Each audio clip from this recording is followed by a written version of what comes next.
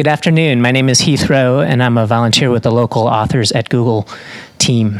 We have a speaker here today named Travis Millard, and he's done a lot of different stuff under the rubric of Fudge Factory Comics. Relatively recently, a book which you have called Hey Fudge, published by a local publisher, Narrow Books, based in LA.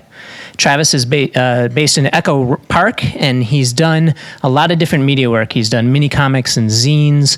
He's done fine art. He's represented by the Richard Heller Gallery right here in Santa Monica. He's done illustrations for Chronicle books like How to Speak Zombie, which just came out yesterday, and another book called Farts, which I just wanted to say so I could say the title. And we're here today. It's an interesting mix of stuff. When you have a chance, and he'll talk about his work and show a lot of samples, but a lot of raw and rough stuff, but also really polished stuff. And so he's going to talk about his work. He's going to talk about his work across the different media and forms. And I hope you like it. Travis. Thanks a lot. Thanks a lot. Thanks for having me here. I appreciate the chance to come speak here. I looked your website up last night, and you seem pretty successful, so it's an honor. So I guess I'm going to start out by just showing, just assume that you don't know what I do, so I'm going to show you a few of these, a few drawings, and talk a little about my process. Primarily, I kind of tend to work with just the basics. I like pen and ink, and or like an ink well and brush, and keep it really simple. I also tend to work kind of small. I've worked large before. I've worked, really large or painted on a variety of different things. But I think it kind of comes back to my workspace. I don't have a whole lot of room in my house, so I can't afford the space to work large and and store it really, because it takes up a lot of room. So I just have drawers and boxes of tons of little drawings. And I'm just kind of into the process of exploring with just a pen and a paper, and just being able to see what I can pull out of that. And I'm way into sketchbooks. I kind of don't work in sketchbooks quite as much as I used to, but because I eventually got to a point where I wanted to just start tearing the things out of there, but the sketchbook was sort of too sacred for me to rip it out, so I decided to just abandon the sketchbook and sort of just draw. But I like the sketchbook because it allows you to just generate ideas. There's a lot of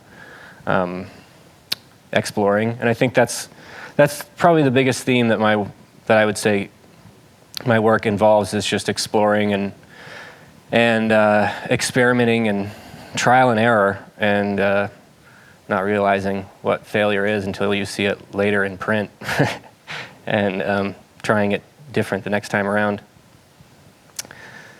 I also like humor. I like jokes, and I like sort of like the rawness. I tend to do drawings of people fighting a lot, and people ask me why I do drawings of people fighting, and it's not because I'm really aggro or anything, but I've seen a few fights, and I think that they're sort of funny in the way that nobody seems to win or lose. They just tugging at each other and hurting each other both, but nobody really walks away a winner. And I also like to work with mirrors a lot. I think there's something really special that happens in the mirror. I think I was also somewhere a long time ago, somebody told me that if you looked into the mirror at night, then something weird would happen. So that kind of that myth kind of stayed with me. I'm also into just really list making. I like the things that you kind of that are out there that you maybe don't see right offhand, and just there's a book called Zoom where you just zoom in really close, then you zoom out really far, and so sort of the idea of that. And tigers chugging beer, that's an element that happens too. So anyway, I'll just go back to some background. I grew up in Kansas City, and my mom was a self-taught artist, and she did a lot of painting when she was pregnant with me and with my brother. And so and she didn't really paint otherwise. She mostly was just would kind of do it for fun or relaxation. And so their basement is just littered with these old paintings that she did, and they're really sweet. But this was around me all the time, and she always encouraged me and my brother to draw a lot. And so these are some drawings from a sketchbook that I found from maybe 1985, and I was drawing influences from pretty similar things to what I am today. Into skateboarding graphics and horror movies. And this is a girl I had a crush on and drawn from her school picture. I was also into like slapstick comedies with, anything with cussing or cheap nudity or something like that I could kind of get away with outside of my parents' house at a slumber party or something, You can kind of see a little Led Zeppelin logo back there. I was into comics and, rock and roll and rap and heavy metal and punk rock, sort of what I cut my teeth on. That should have come out, actually, but I left the comfort of my parents' home and I went to, decided to study art at KU. And so I included this slide because it's my first art show and maybe my freshman year of college. I studied illustration and printmaking. And I also, one of the professors there, she was in book arts, and she showed a few students on, these little tips on how to make handmade books. And then, I also discovered the zine rack at the local record store and was like, that's how you do that. And so I decided to try to make my own. This is probably from maybe 96 or so. And I just made a handful of these and passed them around to some friends of mine, and it got some laughs. So it kind of encouraged me to try another one. And so I did another one and tried another one after that. And, mostly it was just to entertain myself and my friends. And it seemed to, it was like a life for a lot of the drawings that I was doing in my sketchbook to, I don't know, just kind of spread it around a little further. And I was also really interested in just trying to get published. I wanted to, see if I could get paid to do an illustration job. I thought that was like kind of the wildest thing I could possibly think of doing. And so I didn't know what the hell I was doing at all. So I put together, I knew that you had to have a portfolio when I got out of school. And I saw all these people had these black portfolio cases. So I thought, I don't want to do that. And I also didn't I didn't send an email until I was like out of college almost, and just had no clue about any kind of savviness of getting my stuff around. So I built this clunky box. I built two clunky boxes, and I had my stuff shot on 4x5 transparencies, and the box unfolds, and then there's this little light box in there. And so I didn't know what to do. So I literally got the Kansas City Yellow Pages and I looked up advertising, design agencies, and just cold called and said, hi, can you see a portfolio? And I just go show up at their door and show up with this weird box, and nobody knew what to do with me at all. This is, I'm taking some shots, just holding this up to the sunlight, but this will give you an example of some of the things that were in there. And they didn't know what to do with me. But there was one company, one ad agency that said, hey, can you be a designer at our company? Do you know Illustrator and Photoshop? And I was like, yeah, no problem. And didn't know that stuff at all. So I after about 3 months, they politely fired me. And so I moved back I was living in Lawrence, Kansas. And but I was also sending those zines out a lot, and sending them I would go to like bookstores and look in the magazine rack and, find a magazine that I liked, or there was a record that I really liked, and I would just look up the address and copy it down and find just find the person to send it to. And so I floated one to, there was a magazine called Bunny Hop that started out as a zine, and it started to kind of get a little more steam, and they eventually started printing it as a magazine. And I got a call from this guy, Noel Tolentino, cold called. And I also, like my business cards and stuff, I had like my parents' phone number on there. So I just didn't, I was really low tech. And so I just got a call from this guy, and he said, hey, I got your thing, can you do a comic for a magazine? I'm like, oh yeah, definitely. I'm like, I have no idea how to do a comic for a magazine. I don't know, but I figured it out, and so just as far as printing it and, all those issues with Photoshop and, how to scan things right. And so, so I got that done, and I sent it to him, and then around this time, this is like 1999, some friends of mine were in the Get Up Kids, and there were some guys that I grew up with in Olathe, Kansas, and they asked me to do their record cover. They asked me to do a 7-inch at first, and then they invited me out to this bar and said, hey, about that 7-inch, can you do our full length? And I was like, yeah, sure. And they said, oh, cool, it's due in a week. So I hammered this out like really fast and was literally like blowing it dry on the way to FedEx. And I didn't know how to scan something this big, so I FedExed this big painting to Vagrant in Santa Monica. And then 3 weeks later, it was released worldwide. And also around that time, my friend Brock was a friend of mine that I grew up with, and he helped me. He said, you need a website. And he said, just come up with a name. And I'd done a few different comics around that time, just weird little panels, zine comics and stuff. And so he said, just come up with a name. And I figured, well, Fudge Factory, I guess. And I looked into Fudge Factory, and it was all porn sites and candy stores. And then I just put comics on the end of it, and it was free. So I was like, all right, fits in there somewhere.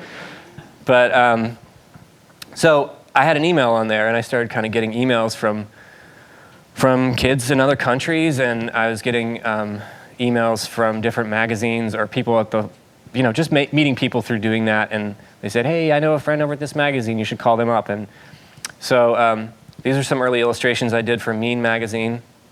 And Camille Rose Garcia, who's a really successful artist and a friend of mine, was the art director of the magazine at this time.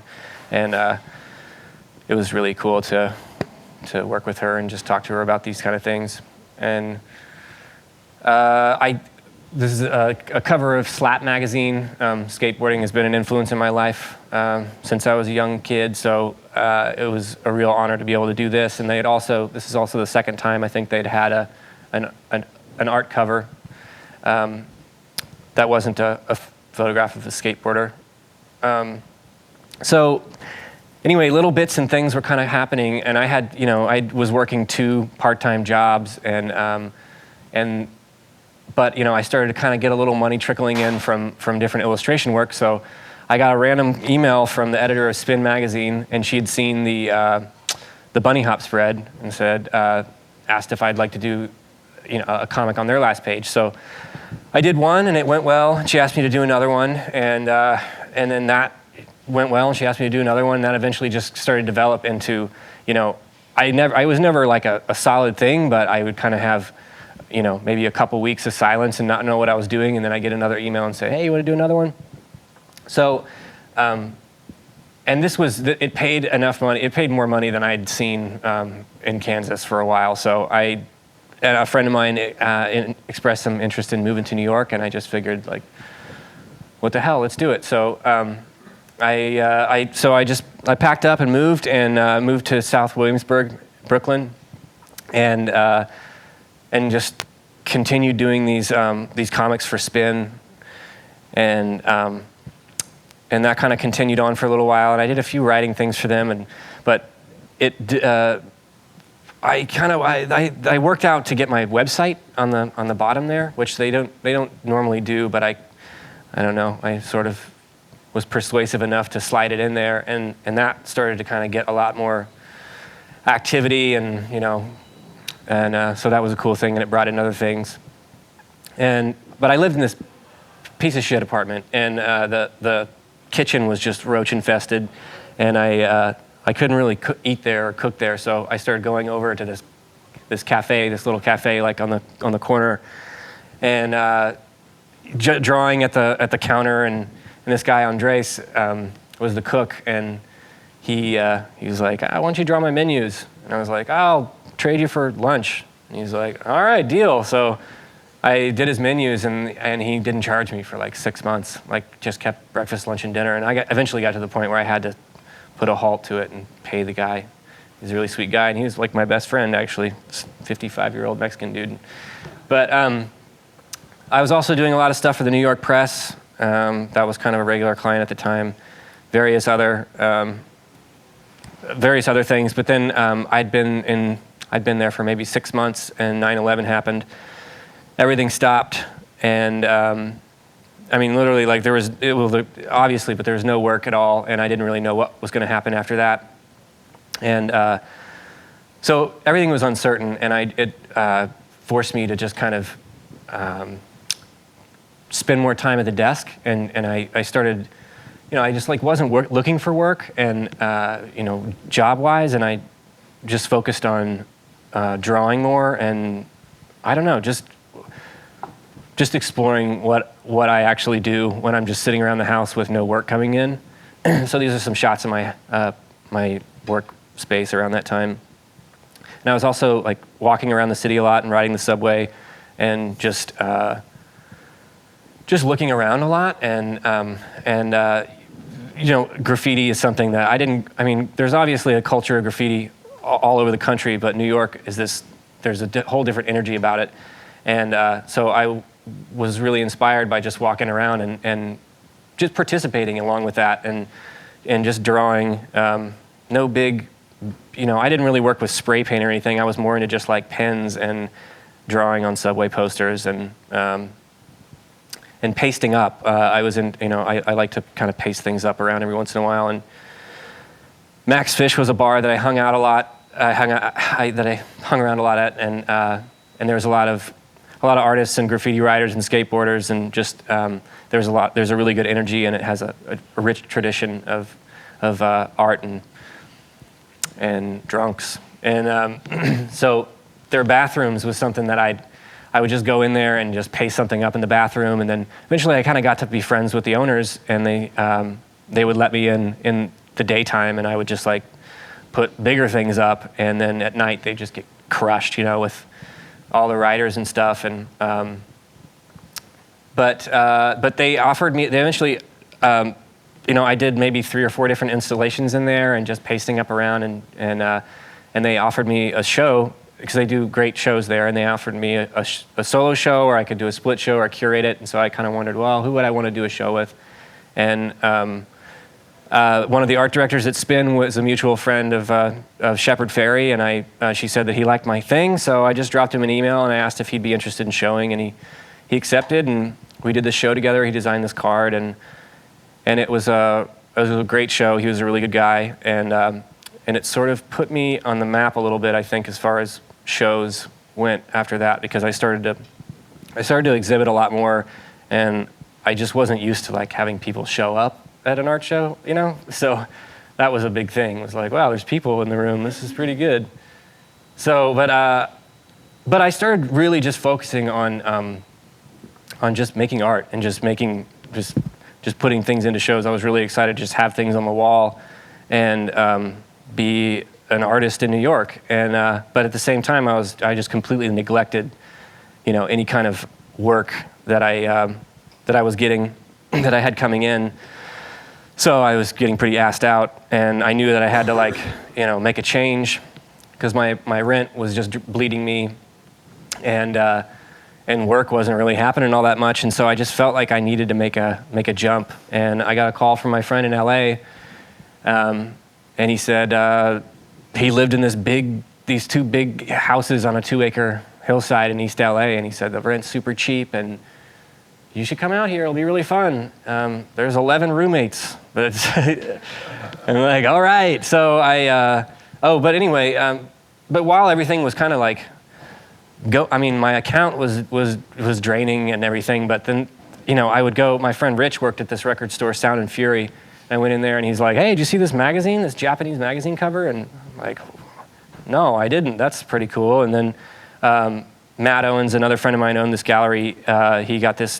He's like, hey, I got this Tashin's 1,000 Favorite Websites book, and that crappy website that you had up is like somehow made it into the pages of that. So I was like, hey, thanks for the note, Tashin. But anyway, so I knew something was kind of going all right, you know. But so I bought a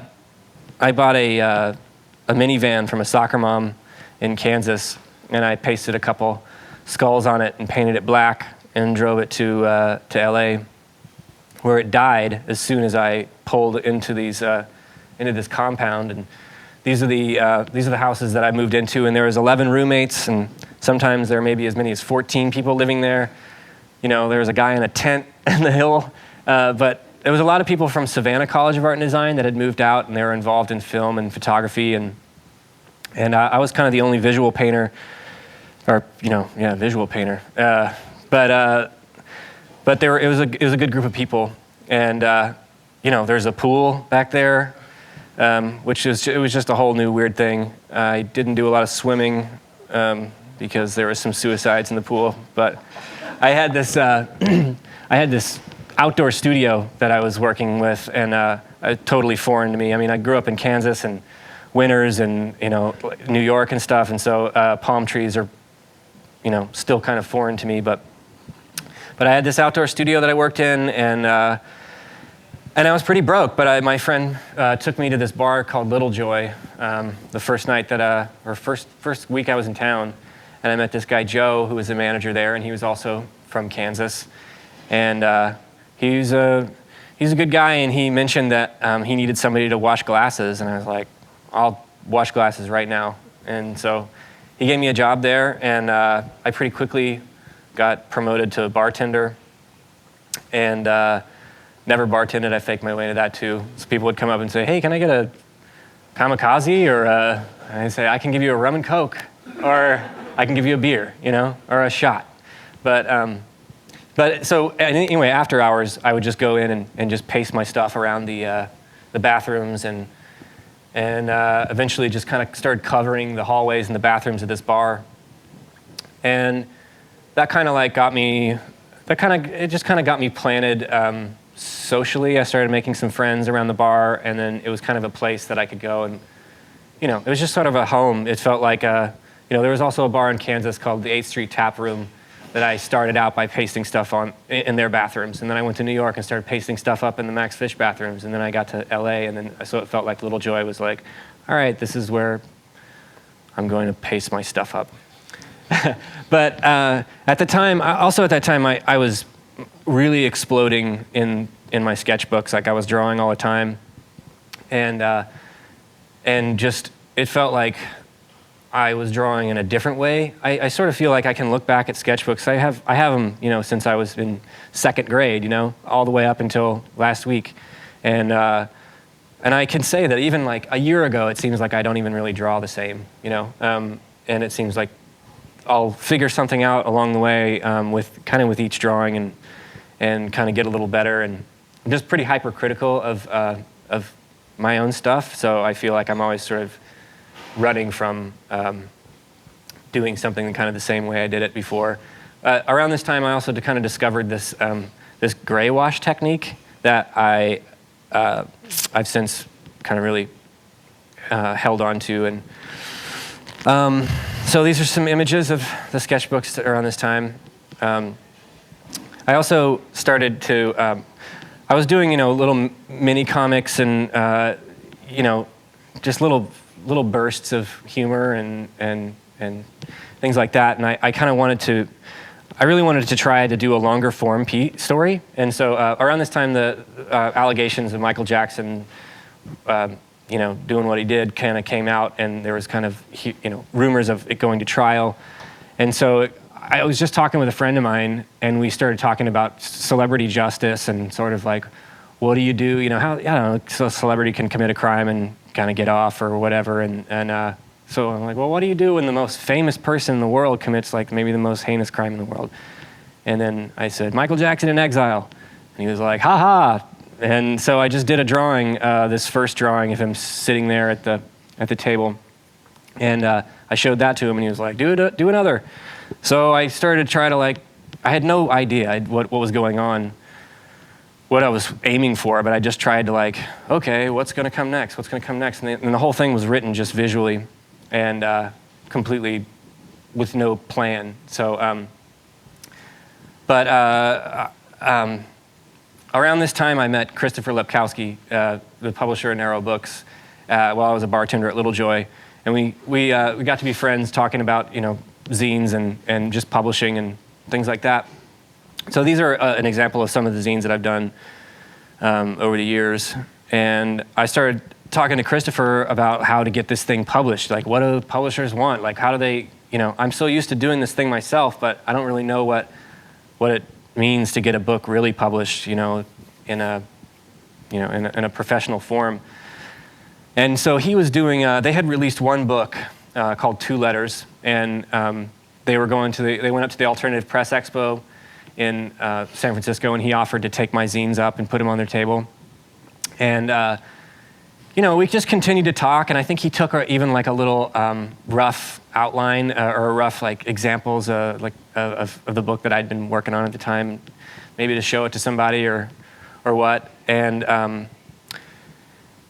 so then, but I was also doing a lot of art shows, and this is a solo show that I did in Silver Lake at the Jeff Electric Gallery, and I put like all my time and effort. I spent maybe 10 solid days installing the show, just painting the walls out, putting the best work that I had in there, hanging these daggers, hanging like 100 daggers from the ceiling, and the opening was really great, and I didn't sell anything at all, and was pretty bummed, and just like that's the way it goes. But the next morning I got a call from Christopher, and he was like, "Hey, let's publish that book." So anyway, that's what brings me here today is this Hey Fudge book, and it's so the book is kind of compiling like all these zines and drawings and some photographs of art shows and just experience, just kind of tossed in there that I feel like is relevant to maybe the last 5 years or so before publishing this. And it was a really unique experience to be able to work with Christopher and Mark Dishler on just having meetings on just looking through books that we liked, and essentially our goal was just to set out to try to produce a book that we would want to buy on the shelf, something that would really like jump out at us. So we were going and looking at books and talking about what we liked about certain books and didn't like about other books, and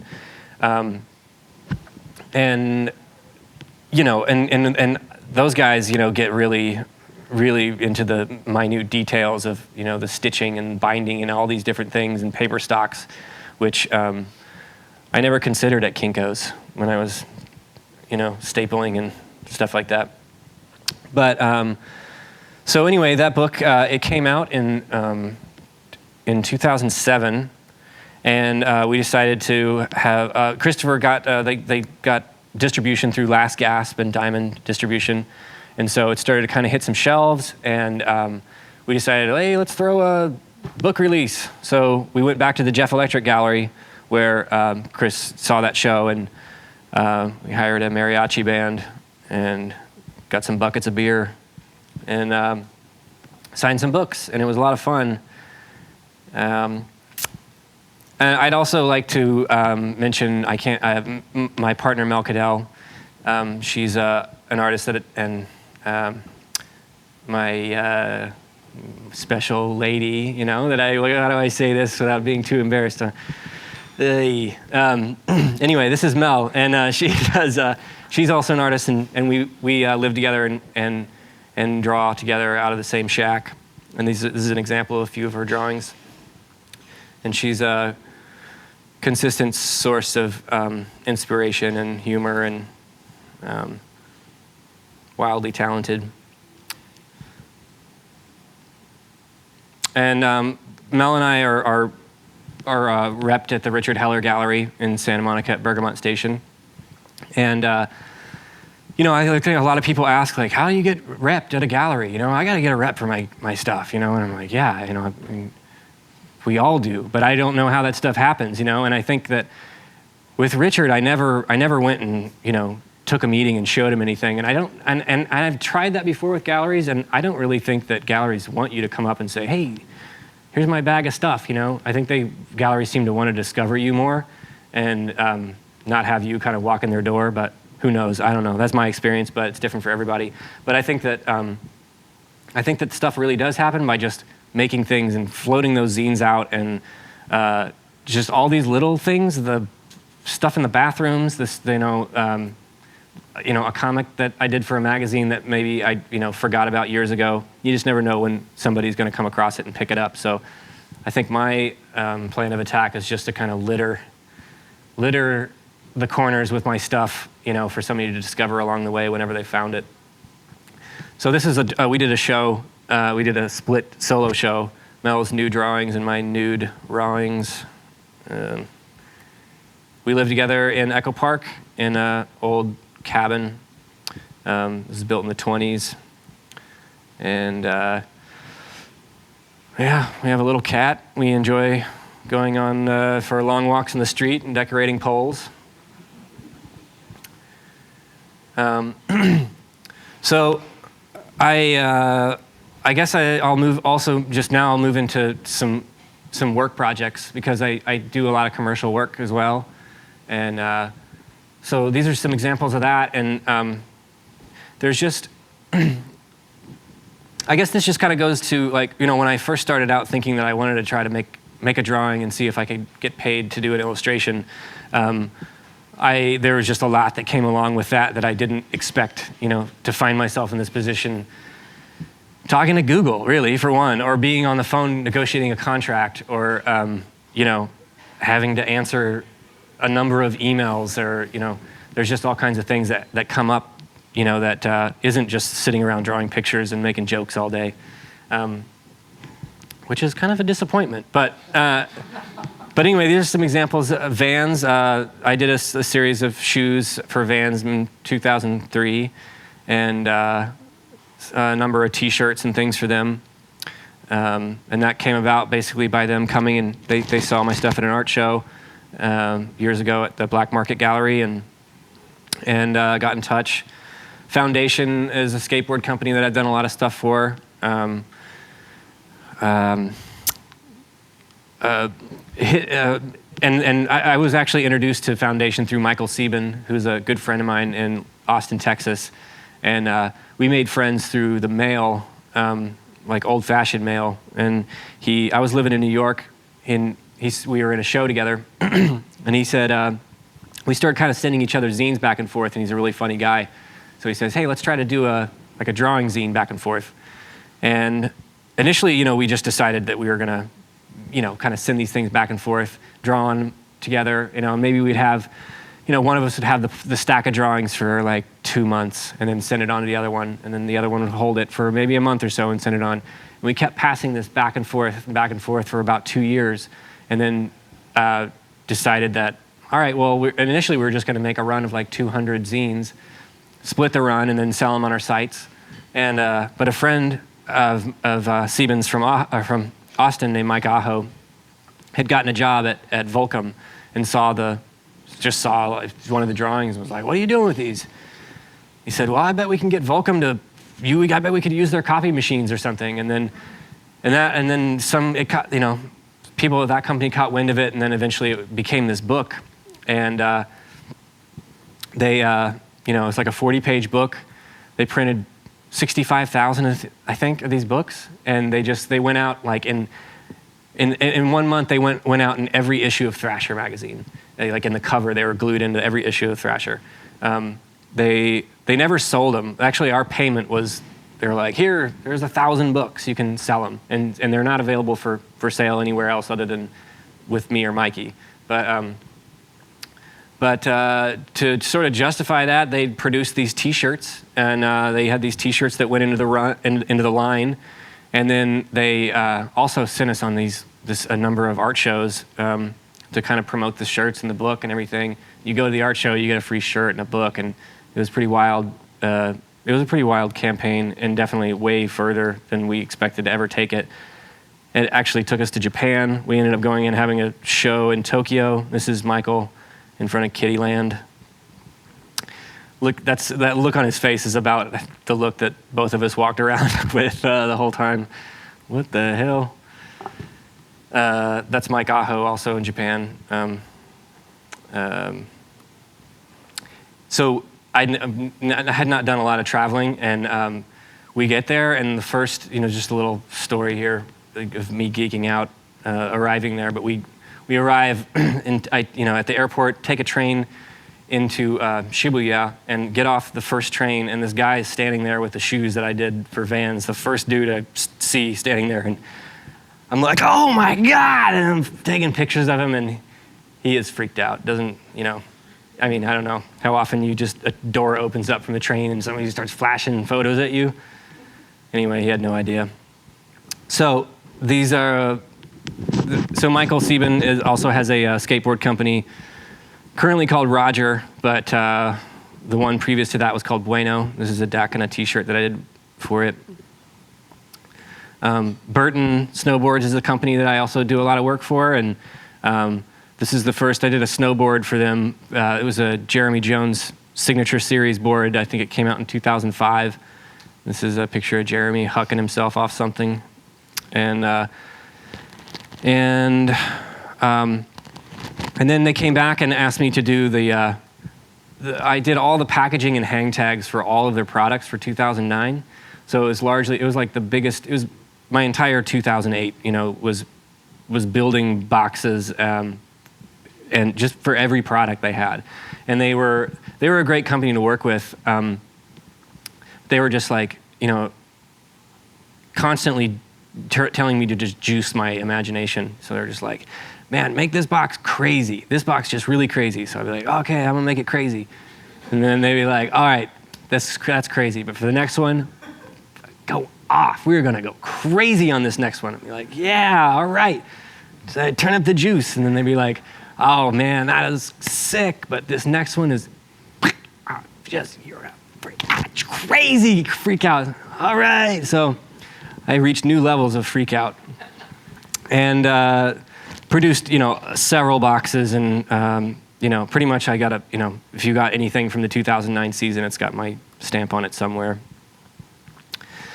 I also do a lot of packaging for bands. I'm an avid, fan of music, and Anton Newcomb is the singer of Brian Jonestown Massacre, and I met him at the Little Joy as a bartender, and he was into the vampires that were pasted up on the wall, and asked if we could just photograph those and design a package around that. So this is around the time that movie Dig came out, and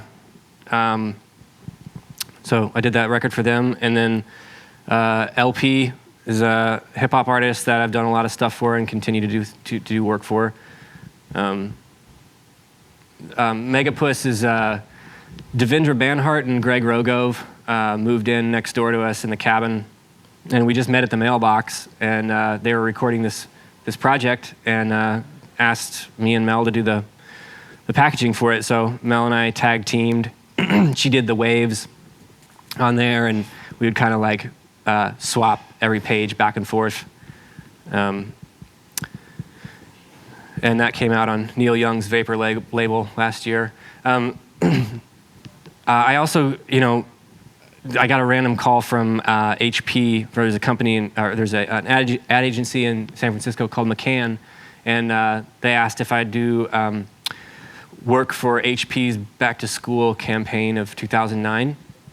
So this is a series of drawings that were like some kind of Facebook component, and it was some kind of random like major generator, like college major generator. So you'd be like, punch these buttons, and it would say, "This is stuff I like," and it said, "You might be a cheese maker or a physics major or whatever." So they asked me if I would do this. What would be an animated commercial, and never had. I did a video for the Get Up Kids a few years back, but as far as animation, like I'm not. In theory, I know how it works, but I certainly with cell animation, like I don't have the patience or the skill to do that. But keyframes and concepting and that kind of stuff, I can do. So I can get it to a point where it's in a good working order for an animator. So I I ended up putting together a series of 6 keyframes, and then those went to a company called Brand New School, and they were animated. And I don't have the link to the animation on this, but if you go to my site, you can see that. It's on YouTube. Here's a couple more of those keyframes. But this that little head in the back, that little head with the motorboard is like headbanging gloriously, like blowing in the wind. So then I did this book Farts. On a more serious note, I did this book last year. Came out with Chronicle Books, and yeah, I don't know. How do you say no to a book about farts? You know, it's a sound book. I didn't write it, but Chronicle got in touch and they said, "Hey, this Fudge Factory guy, I think is the guy for the job, huh?" And so they would basically just give me the title of these farts, and I would just have to come up with like a some kind of image about what the description would look like, and then you can punch the button and hear what it sounds like. And it did really well. Like in the first 3 weeks, it sold out of its first round of 30,000, and I think it's in in under a year, it reached over 100,000 copies. So I'm not sure where it's at now, but it's widely available. And then so they asked me to do another kind of sound book, and this just came out yesterday, called How to Speak Zombie, and it's another kind of goofy kids book where you can punch the sounds and you're like, "Hey, how do I order a coffee? I'm in zombie land," and you punch the button and it's like, so anyway, so I'm just gonna wrap this up with a few more drawings, because basically it's just kind of what it comes down to. I'll go home and just continue drawing today, work or not. But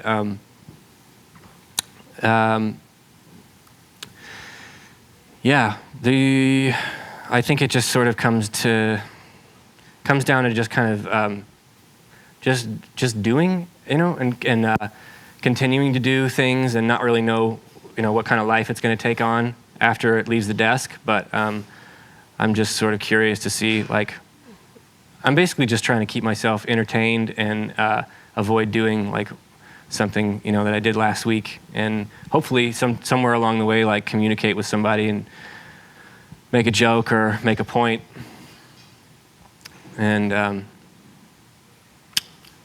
yeah, so I guess I'll just really don't know what else I want to say about it. If anybody has any questions or anything like that, I'm happy to take them.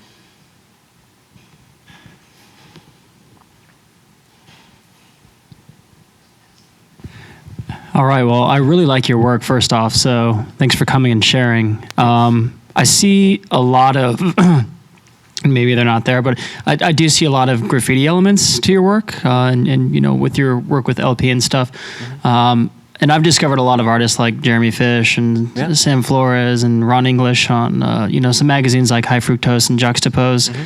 Have you ever considered, working with some of those to kind of get the hip hop culture emerged into your work as well?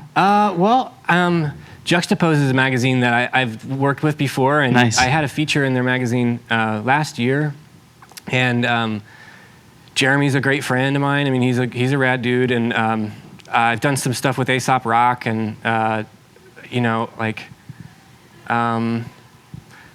guess.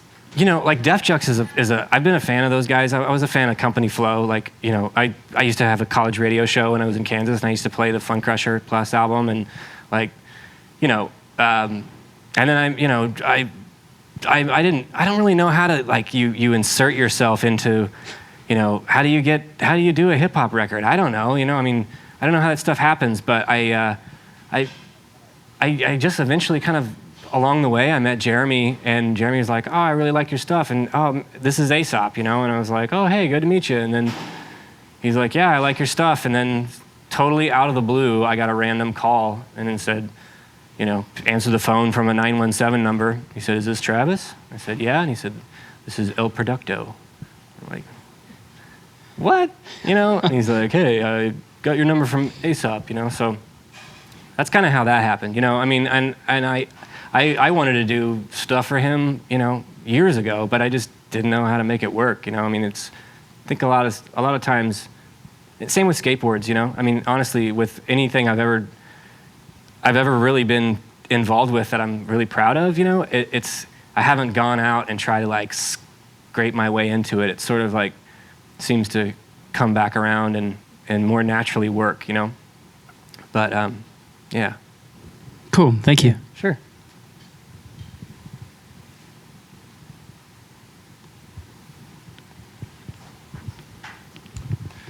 So some of your work, like, you know, there's the whole schools that you've been doing for a long time. And I kind of was thinking, I mean, this is just an association, but I was thinking like self-help graphics, Dia de los Muertos kind of stuff. Have you ever checked that stuff out?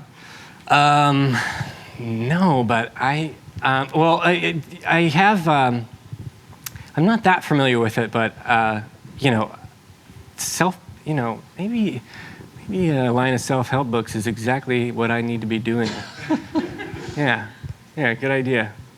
No, yeah, I'm not sure. I mean, I'm kind of into, I think skulls just kind of come from like, for me, it kind of just comes from like Pusshead, you know, like early skateboard graphics, you know, and like Zorlak boards and stuff. I mean, that's why I started drawing skulls, you know, was just kind of seeing it in skateboard magazines or like, you know, heavy metal records, you know, that I was into. And then, yeah, there's a rich tradition with the Dia de los Muertos, but I think I like I don't know, like, I think I was just captured by the rawness of, you know, just metal and skateboarding and stuff like that. But maybe if there's a self-help book for me out there on that kind of stuff, I'd be open to reading it. But.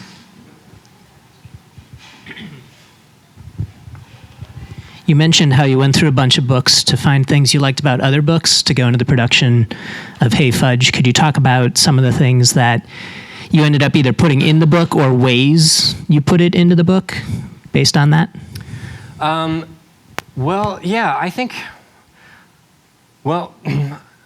a lot of the, you know, there's certain things about books that was just really fun to go to the bookstore. And I'm a collector of books, and so are Mark and Christopher. And so we all just kind of, and it also gave me an excuse to go to the bookstore and just like spend a bunch of money on stuff that, you know, and just justify it that way. But you know, there were certain things about some books that we really liked, you know, and other things that we didn't. And so we tried to kind of take the best of, you know, little bits and try to rip off like parts of books that we thought were working really well. And then when it came to designing the book, I think just, you know, I've laid out a lot of zines, and I've done a lot of just illustration layout or whatever I'm doing. But my tendency is to just full bleed everything, you know. It's just to throw it in there and really kind of, I like, when I make zines, I like to kind of think of them as mixtapes. So if I'm, you know, it's like, all right, this is what I've currently been, you know, listening to over the last couple months, you know, so I'll pull out the best songs of, you know, what I've been listening to and toss them onto this tape, and in the way that zine comes together. And so the editing process was a little different, you know, where a zine I can make 100 of those things, and if it, you know, if there's a piece of crap in there that I'm embarrassed about later, then I really don't think about it, you know. I kind of let it float because I'm going to make another one, you know, like in a month or two. With this book, you know, I've looked at, you know, there's some drawings in there that I'm just like, I got a better drawing than that, you know, or how did that make it in there, or, you know, but also that's where, you know, Chris and Mark kind of helped come in about editing it, and Mel also sitting with me and going through and saying like, you got a better drawing than that, that can go. Or one thing with the Michael Jackson in Exile book, that thing has, you know, my first instinct was just to have that go full bleed off the pages, and Mark and also Brock had advised me on just shrinking those things and adding like a lot, you know, a big white border. And so when it does go full bleed on a couple of the pages, it becomes a lot more dramatic. And you know, there's just a lot of different production ththings that go into it, you know. And when I make a zine, I think the kind of the flash of the copier and it's, I don't know, it's kind of part of the the magic of it is just the crude nature of how it comes out in the end. But things are different with this kind of production, you know? I mean, the crappiness of it isn't really like as endearing as it is with a handmade stapled thing. So just adjusting levels, you know, and you know, I had some help with that, but yeah, it was a really good learning experience, and you know, and for these guys too, this was their second their first single author publication, and their second book, you know, so we were all kind of learning together at the same time, you know, and but we're all, you know, pretty savvy guys and know what we like, and so we just sort of try to go for our aesthetic and see how that kind of came together.